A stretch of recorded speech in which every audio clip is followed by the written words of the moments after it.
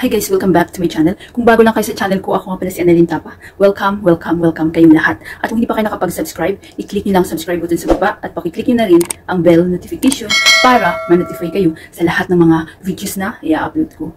Kung bago lang kayo guys sa aking YouTube channel, nag-upload ako ng mga video tips, video tutorial, nang sa ganun na-share ko ang kaalaman ko sa kapwa ko YouTubers, lalong-lalo na sa mga new YouTubers na nagsisimula pa lang gumawa ng kanilang channel. Hi guys, kamusta na kayo? Sa video na ito, i-share ko sa inyo guys kung paano ba mag-moderator, mag-set ng moderator kapag nagla-live kayo. At ito ay request ng isa sa mga viewer ko na si Wonder Agta Vlog. So, thank you so much sis sa pag-request.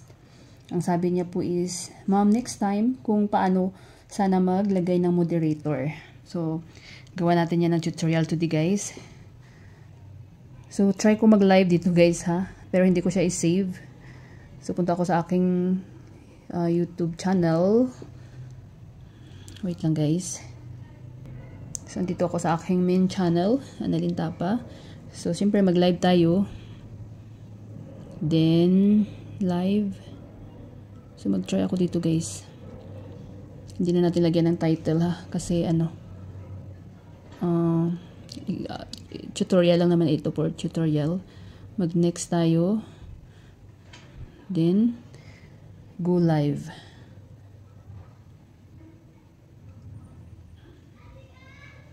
So, ayan na. Nakikita yung mukha ko. So, kunwari nag-live ako guys. Then, so, syempre may mga mag-hi dyan.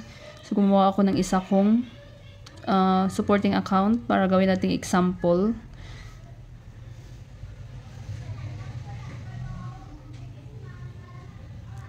So, Annalyn Tapa. So, wait lang guys kasi mag-appear dyan kapag may mag-hi. Ayan. Kasi yung mga viewers ko, baka tulog pa yun. So, halimbawa mag-hi ako. Hi. So, halimbawa yung viewers nyo nag-hi, diba? So, ayan. So, Annalyn Barbosa. So, ginawa ko lang yung ano guys, parang supporting account ko. So, wala pa yung moderator, guys. So, i-click nyo lang ng name niya. Ayan, i-click nyo lang yung name niya.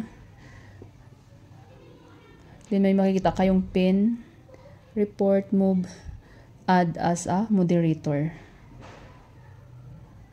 Click nyo yung add as a moderator. So, gawin yung standard moderator. Yan, yung pangalawa, i-click nyo, guys.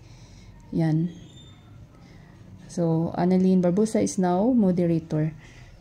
So, kapag mag-hi uli ako, mag-hi uli yung si Annalyn na hello.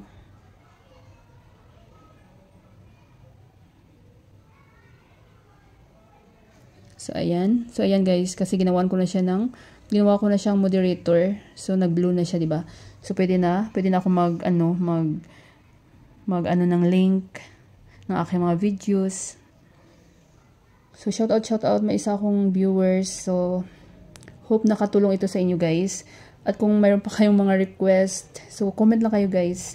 Ini-videos ko. So, gawa natin yan ng tutorial.